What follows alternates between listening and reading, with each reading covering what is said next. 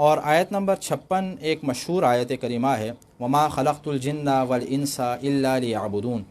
اور میں نے جن و انس کو خلق نہیں کیا مگر یہ کہ وہ میری عبادت کریں۔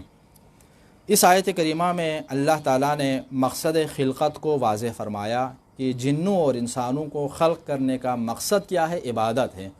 کہ اللہ تعالیٰ نے انہیں عبادت کے لیے خلق فرمایا۔ تو لہٰذا اس سے معلوم یہ ہوا کہ انسان اپنی پوری زندگی اللہ تعالیٰ یہ چاہتا ہے کہ انسان کیا ہے، اللہ رب العزت کی عبادت میں گزارے۔ بعض روایات کے مطابق یہاں پر یہ فرمایا گیا ہے کہ حضرت امام جعفر صادق علیہ السلام کی ایک روایت بھی ہے کہ آپ نے ارشاد فرمایا کہ یہ جو فرمایا گیا ہے الا لیعبدون، تو لیعبدون کا مطلب ہے لیعرفون،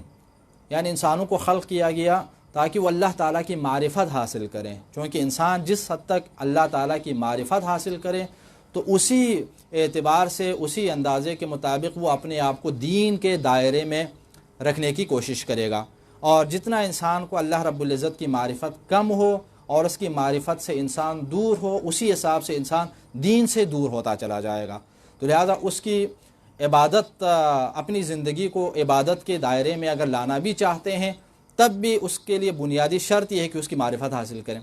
جب تک ہم اللہ تعالیٰ کی صحیح معرفت حاصل نہ کریں اس کے حقیقی عابد اور عبادت گزار نہیں بن سکتے۔ تو اس کی عبادت، اور یہ بھی اس سے معلوم یہ ہوتا ہے کہ پوری زندگی ہماری ایسی گزرنی چاہیے جو عبادت قرار پائے۔ لیکن عام طور پر ہمارے ہاں یہ ہے کہ ہم صرف مخصوص چند اعمال اور رسومات کو عبادت قرار دیتے ہیں، تو وہ تو ہم مخصوص اوقات میں انجام دیتے ہیں، جیسے نماز پورے دن میں 5 وقت، اور روزہ پورے سال میں صرف 1 مہینہ، اور حج پوری زندگی میں ایک دن ایک مرتبہ۔ تو اس کا مطلب یہ ہے کہ اگر ہم صرف انہی کو عبادات اگر قرار دیں، یہ یقیناً عبادات ہیں اور عبادت کی انتہائی اہم ترین اقسام اور مصادیق میں سے ہیں، لیکن اس کا مطلب یہ نہیں ہے کہ صرف یہی عبادات ہیں، بلکہ اس کے علاوہ ہم اپنی زندگی کے روزمرہ کاموں کو بھی، روزمرہ طور طریقوں کو بھی عبادت قرار دے سکتے ہیں۔ اور وہ کب؟ وہ اس وقت جب ہم اپنے آپ کو مکمل دین کے دائرے میں رکھیں، اللہ رب العزت کے اوپر ایمان، اس کے دین کے اوپر ایمان، اس کے نبی کی رسالت کے اوپر ایمان، اس کی تعلیمات کے اوپر ایمان، اور اسی ایمان کے دائرے میں رہتے ہوئے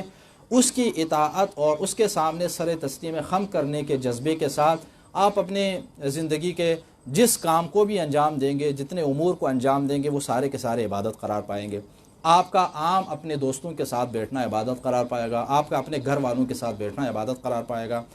آپ کا اپنے آفس میں بیٹھ کر کام کرنا، اپنی دکان کے اوپر بیٹھ کر کام کرنا، اپنے کھیتوں میں کام کرنا، اپنے مختلف مشاغل زندگی کو انجام دینا، یہ سارے کے سارے کام عبادت قرار پائیں گے، چونکہ آپ نے عہد کیا ہے کہ اللہ رب العزت کے دین کے دائرے میں رہنا ہے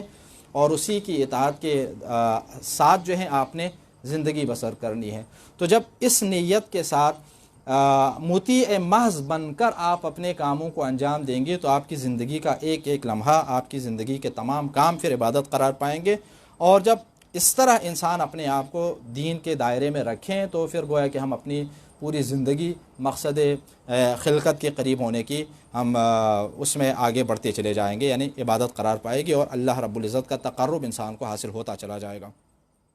اس کے بعد